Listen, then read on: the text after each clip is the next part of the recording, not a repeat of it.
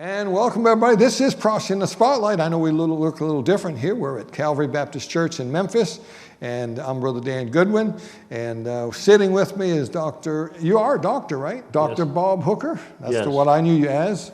I think here at your church you're known as Pastor Robert. That's what's on the sign or in your stuff. But to me it's Bob Hooker. Well, in the north I'm known as Bob, in the south I'm known as Robert.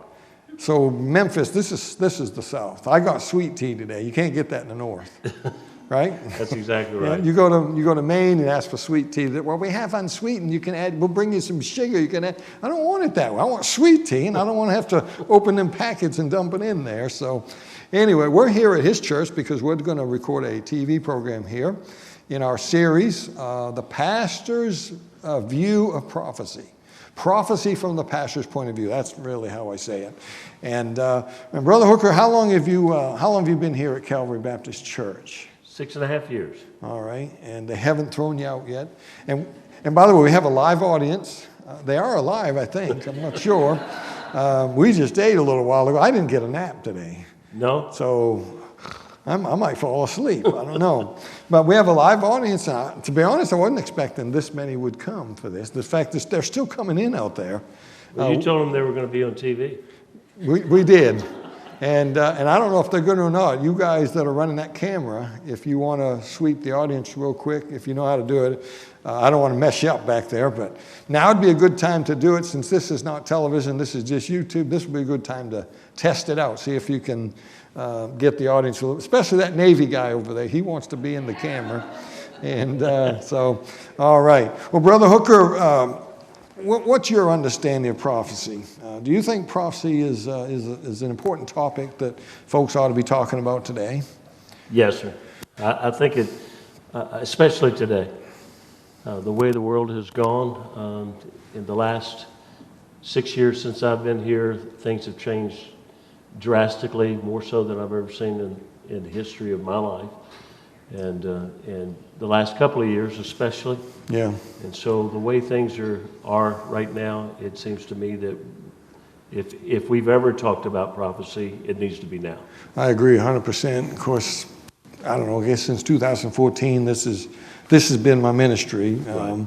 I didn't always host a TV program, but I wrote books and I got on TV programs and got used and got to talk about it. And I really believe we're near the end. I believe we're Yes. very close to the end.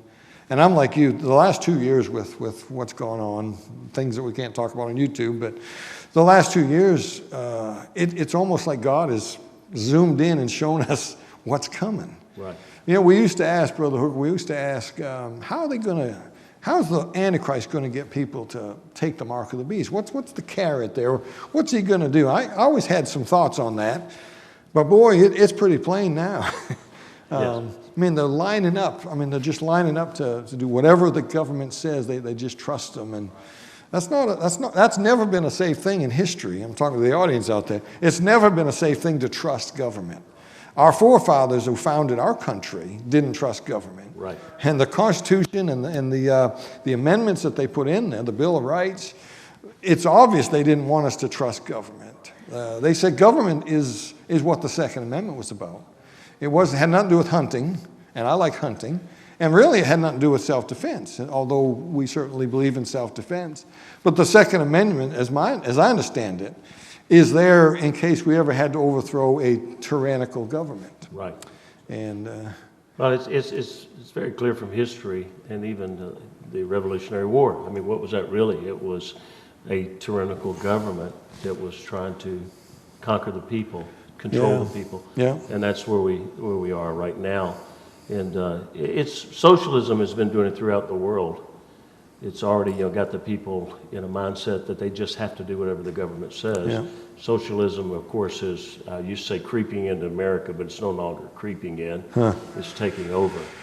And so it's just everything they've done, and especially the last 2 years, is to get people to see how, I believe it was a test to see how much we would just bow and give in without a fight. And it's very possible, and I hate to say this, but we may have had the last Trump. I mean, it may be over. If something doesn't happen in November, and there's a good chance that it won't, This thing's over. We're not going to survive 2 more years. There's just no way. Not as a capitalistic, constitutional nation. We got people in jail, been there for a year and a half, haven't even been tried haven't even been told what their crime is. Yeah, I told people when I first came here that if the elections went wrong in 2016, that we were probably looking at the last opportunity to elect any kind of conservative, decent human being. Yeah. And of course, God worked a miracle. I believe it really was a miracle that God worked to bring us in, not the person he brought, but just the fact that he kept others out of control that would have taken us where we are, but would have taken us there 2 or 3 years ago. Yeah. I said then, I may very well be in jail before the next 4 years is over. Yeah. And so I think that's, where we are right now. Is there a chance? Yes, God can allow anything to happen. We could see a turn. But I don't see America, I don't see revival in the Christians of America. I don't see a real turning to God. Honestly, I feel like they've been turning toward a man, not turning toward God. Yeah. People ask me that all the time, if I think there'll be a revival, and I don't see it in the Bible. I'm not saying we can't have little pockets of revival. This place could have revival here next week. Right. But a national revival, I don't see it. I don't see the brokenness of God's people yet. No. I don't know what it's going to take. Maybe it's going to take bread lines. I don't know. Well, again, it's something I've said, and I think people would know this. I said that we really, there's no hope of revival in America until we have a total economic crash, where really there are bread lines. That's a pretty bold statement. I agree with you. I think we're afraid to say it. We're afraid to be negative and saying that God can't do something, but it's not God. The conditions have to be met. Yeah, God can do anything, but we don't want to let it. Yeah, you're right. It's going to take great hardship before people turn.